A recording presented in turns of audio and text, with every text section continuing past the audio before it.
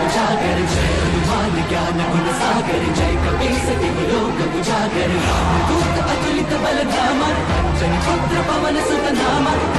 ಅಯೋಧ್ಯೆಯ ರಾಮ ಮಂದಿರದಲ್ಲಿ ರಾಮಲಲ್ಲ ಪ್ರತಿಷ್ಠಾಪನೆ ಮಾಡುವ ಮೂಲಕ ದೇಶದಲ್ಲಿ ಶಾಂತಿ, ನೆಮ್ಮದಿ, ಆರೋಗ್ಯ, ಐಶ್ವರ್ಯವನ್ನು ದೇಶವಾಸಿಗಳಿಗೆ ದಯಪಾಲಿಸುತ್ತಿರುವ ರಾಮಚಂದ್ರ ಪ್ರಭುವಿನ 2ನೇ ವರ್ಷದ ಶ್ರೀರಾಮ ಶೋಭಾಯಾತ್ರೆಯನ್ನು ಶಿಡ್ಲಘಟ್ಟ ನಗರದಲ್ಲಿ ಆಚರಿಸುವ ಸಲುವಾಗಿ ಮೇ 4 ಶನಿವಾರ ಪೂರ್ವಭಾವಿ ಸಭೆಯನ್ನು ಅಂಡಿಗನಾಳ ಕೆವಿ ಭವನದಲ್ಲಿ ಏರ್ಪಡಿಸಲಾಗಿತ್ತು.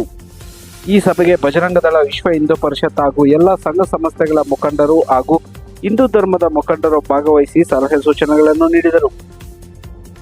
ಲೋಕಸಭಾ ಚುನಾವಣೆ ಇರುವುದರಿಂದ ದೇಶಾದ್ಯಂತ ಮಾದರಿ ನೀತಿ ಸಂಹಿತೆ ಜಾರಿಯಲ್ಲಿರುವ ಕಾರಣ ಚುನಾವಣೆಯ ಫಲಿತಾಂಶ ಜೂನ್ 4ರ ನಂತರ ಯಾವುದೇ ಅಡಚಣೆ ಇಲ್ಲದೆ ಜೂನ್ 9ರಂದು ಬಹಳ ಅದ್ದೂರಿಯಾಗಿ ಶ್ರೀರಾಮ ಶೋಭಾಯಾತ್ರೆ ಆಚರಣೆ ಮಾಡಲು ಎಲ್ಲರೂ ಒಕ್ಕೂಲಿನಿಂದ ಒಮ್ಮತ ನೀಡಿ ದಿನಾಂಕವನ್ನು ನಿಗದಿಪಡಿಸಲಾಗಿದೆ. ಕಾರ್ಯಕ್ರಮದ ರೂಪರೇಷೆಗಳನ್ನು ಮಾತನಾಡಲು ಇದೇ ಮೇ 6 ಸೋಮವಾರರಂದು ಮತ್ತೊಮ್ಮೆ ಬೈಠಕ್ ಅನ್ನು ಕರೆಯಲಾಗಿದೆ. ಎಲ್ಲ ಹಿಂದೂ ಬಾಂಧವರು ಹೆಚ್ಚಿನ ಸಂಖ್ಯೆಯಲ್ಲಿ ಪಾಲ್ಗೊಂಡು ಶ್ರೀರಾಮ ಶೋಭಾಯಾತ್ರೆಯು ವೈಭವದಿಂದ ನಡೆಯಲು ಸಲಹೆ ಸೂಚನೆಗಳನ್ನು ನೀಡಬೇಕೆಂದು ಹಿಂದೂ ಧರ್ಮದ ಮುಖಂಡರು ತಿಳಿಸಿದ್ದಾರೆ. ವಿಶೇಷ ಸೂಚನೆ: ಶ್ರೀರಾಮ ಶೋಭಾಯಾತ್ರೆಯನ್ನು ಯಾವುದೇ ರಾಜಕೀಯ ಪಕ್ಷಗಳ ಆಧಾರದ ಮೇಲೆ ನಡೆಸುತ್ತಿಲ್ಲ.